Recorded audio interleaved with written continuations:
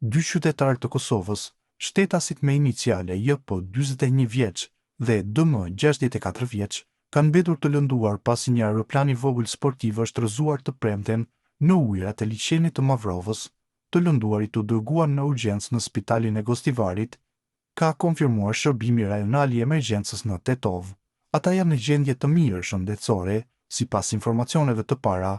Aeroplani ka pësuar defekt teknik në motor, çka ka detyruar pilotin të bëjë ulje të detyruar në liçen. Rreth orës 12:35 të datës 12/12/2025, stacioni policor në Tetov, stacioni policor i Gostivarit, ka raportuar se një aeroplan i vogël sportiv është rrëzuar në liçenin e Mavrovës, afër digës së kanalit Belic. Sipas raportit, dy shtetas të Kosovës JP 41 vjeç dhe DM 64 vjeç, i cili ishte piloti i aeroplanit, kanë arritur të dalin nga mjeti dhe të ngjiten në breg. Ata kanë pësuar lëndime dhe janë transportuar për trajtim në qendrën klinike të Gostivarit, ka njoftuar policia e Tetovës.